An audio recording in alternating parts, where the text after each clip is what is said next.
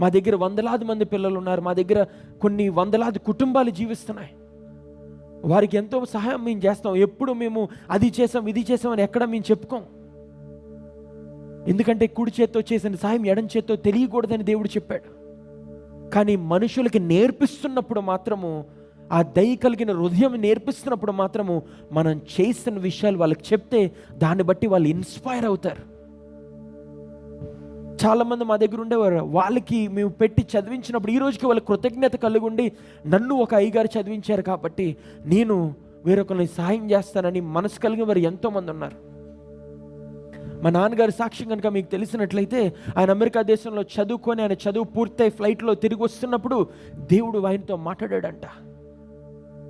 నేను నిన్ను చదివించాను కదా, నేను నీకు జీవితం ఇచ్చాను కదా, కానీ నీ దేశంలో ఎంతోమంది చదువు లేక, తిండి లేక, బట్ట లేక, ఇల్లు లేక అనాథులు ఎంతోమంది జీవిస్తున్నారు.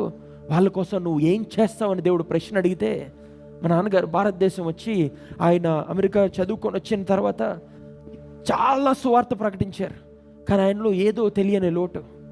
అప్పుడు ఒక జాలరీ పేటకు వెళ్ళారట వాక్యం బోధించడానికి. రాత్రి వాక్యం బోధిస్తున్నారట, నడుస్తారు. ఆయన పెంటెకోస్టల్ ప్రీచర్, చాలా బలంగా వాక్యం బోధిస్తారు. ఆయన వాక్యం బోధిస్తూ నడుస్తుంటే ఆయన కళ్ళు మాత్రం ఎదురు కూర్చున్న ఒక అబ్బాయి మీదకి వెళ్తున్నాయంట.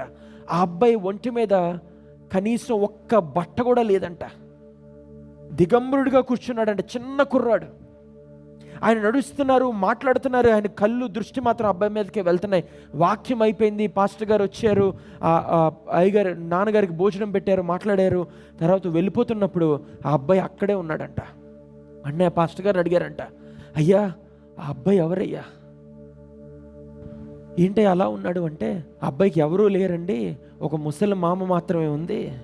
వీడే రోజు వెళ్ళి ఊరంతా అడుక్కొని వాడికి వాళ్ళ మామకి డబ్బులు సమకూర్చి వాళ్ళు భోజనం చేస్తారండి అని అడిగితే అబ్బాయిని పిలిచారట మా నాన్నగారు. ఏరా బట్టలు వేసుకోలేదేరా అంటే, నాకు ఒకే జత ఉందండి, రోజంతా తిరుగుతాను, వేసుకుంటాను, రాత్రి ఉతుక్కొని ఆరేస్తాను, మళ్ళీ రేపు పొద్దు నువ్వు అదే బట్టలు వేసుకోవాలి అని చెప్పాడట. మా నాన్నగారు హృదయం పగిలిపోయిందంట. నువ్వు నాతో వస్తావా, నేను చదివిస్తాను, నీకు కొత్త బట్టలు ఇస్తాను, మంచి స్కూల్లో నేను జాయిన్ చేస్తానని చెప్తే వాడు వెంటనే పరిగెత్తుకొని వెళ్ళిపోయాడట. అదేంట్రా, నేను చదివిస్తానని చెప్పాను, ఎడరా పారిపోయాడు ఏంటని పాస్టర్ గారితో మాట్లాడుతున్నారట. ఈలోపు ఒక 5 నిమిషాల తర్వాత వాడు బట్టలు వేసుకొని వచ్చాడట. రే బట్టలు లేవన్నావు అంటే, ఇదేనయ్యా నేను ఆరేసుకున్నాను చెప్పాను కదా అంటే, అప్పటికి వాడి నిక్కర్ చివరి నుంచి నీళ్లు పడుతున్నాయంట, ఇంకా తడిగానే ఉన్నాయంట. కడుక్కొనే చర్చి దగ్గరికి వచ్చాడంట, తడిగా ఉన్నాయంట బట్టలు. నేను వచ్చేస్తాను అన్నాడంట. వెంటనే ఆయన బండి తీశారు, బండి మీద వాడిని ఎక్కించుకున్నారు. ఈలోపు ఇంకొక 2 పిల్లలు ఆ మూల నుంచొని బాగా బాధగా చూస్తున్నారంట. వాళ్ళు ఎవరంటే, వాళ్ళు నా ఫ్రెండ్స్, వాళ్ళకి ఎవరు లేరన్నాడట. అయితే మీరు కూడా వచ్చేయండి అని చెప్పి ఆ 3 పిల్లల్ని బండి మీద వేసుకొని ఇంటికి వచ్చారంట. ఇక్కడే ఆశ్చర్యకరమైన విషయం ఏంటంటే, మా నాన్నగారికి అప్పుడు పెళ్ళయి 9 రోజులైంది. 9 రోజుల్లో ఇంకా భార్యాభర్తకే సరిగ్గా వాళ్ళు ఏంటో వాళ్ళకి తెలియదు. అర్ధరాత్రి తలుపు కొట్టారు. మా అమ్మగారు ఆ పెద్ద నవ్వుతో, కొత్తగా పెళ్ళింది కదా, ఆనందంతో తలుపు తీసేటప్పటికి మా నాన్నగారు వెనకాల 3 పిల్లలు ఇలా తొంగి చూశారట. మా అమ్మగారు నవ్వు సగంతో ఆగిపోయింది. మనకు పిల్లలు పుట్టరా, వాళ్ళ పిల్లల్ని అక్కడే నిలవబెట్టి వాళ్ళిద్దరూ వాదించుకోవడం మొదలుపెట్టారు. వాళ్ళు ఎవరంటే, నేను వాళ్ళని పెంచడానికి తీసుకొచ్చాను అన్నారట. అదేంటి, దేవుడు మన దీవించడం, మనకు పిల్లల్ని ఇవ్వడం, ఎవరో అనాథ పిల్లల్ని తీసుకొస్తారేంటి అని ఇద్దరు వాదించుకున్నారంట. సరే నాన్నగారు అన్నారు, ఇప్పుడు వద్దు, వాళ్ళని పడుకొని రేపు పొద్దున మనం మాట్లాడుకుందాం అని చెప్పి వాళ్ళని లోపలికి తీసుకెళ్ళి హాల్లో పడుకోబెట్టి నాన్నగారు లోపలికి వెళ్ళి చాలా ఘర్షణ జరిగిందంట. ఇంకా ఫాస్ట్ ఫార్వర్డ్ ముందుకు వెళ్తే ఎవ్వరూ ఇంట్లో ఇష్టపడలేదు ఎవరు అనాథ పిల్లల్ని తీసుకొచ్చి పెంచడానికి. నీకే ఖాళీ ఉండదు, ఎవరు చూస్తారా, ఎవరు పెడతారా, నీ దగ్గరే సరిగ్గా డబ్బులు లేవు, వాళ్ళకేం పెడతావరా అంటే, దేవుడు నాకు ఇస్తాడు అని ఆయన విశ్వాసంతో ఉన్నారట. కానీ కొన్ని రోజులు అయిన తర్వాత ఆయన పనికి వెళ్ళాల్సిన సమయం వచ్చింది. ఆయన మరి పనికి ఇక్కడే బైబిల్ స్కూల్ దగ్గర స్టేట్ ఆఫీస్ ఉండేది, అక్కడే ఆయన పనికి వచ్చారు. ఆయన పనికి వచ్చి ప్రార్థన చేయడం మొదలుపెట్టారట. నా కుటుంబం మనసు మార్చు, వాళ్ళ ఉదయం మార్చని ఆయన ప్రార్థన చేస్తూ ఉన్నారంట. ఎంత ప్రార్థన చేశారంటే, ఆయన ఉదయకాలం వచ్చారు, పిల్లలకి టిఫిన్ పెట్టి మళ్ళీ టైం చూసేసరికి సాయంత్రం 5 అయిందంట. ప్రార్థనలు ఉండిపోయిన సమయాన్ని మర్చిపోయారు. వెంటనే వాళ్ళు తిన్నారా లేదా, వాళ్ళ పరిస్థితి ఏంటో అని భయపడతా ఫాస్ట్గా బండేసుకొని ఇంటికి వెళ్ళారంట. ఇంటికి వెళ్ళేటప్పటికి పిల్లలు ఎక్కడా కనిపించలేదట. ఎక్కడ వెతికినా వాళ్ళు దొరకలేదు. హాల్లోకి వెళ్ళి చూశారు, కనపడలేదు. లేకపోతే బెడ్రూమ్ దగ్గరికి వెళ్ళి చూశారు, కనపడలేదు. వెనకాల చూశారు, ముందు చూశారు, ఈ ఇల్లు చుట్టూ ప్రాంతం అంతా చూశారు. ఇంకా ఈ పిల్లల్ని ఏమన్నా పంపించేశారా, వీళ్ళు ఏమన్నా కొట్టి పంపించారా అని భయపడ్డారు.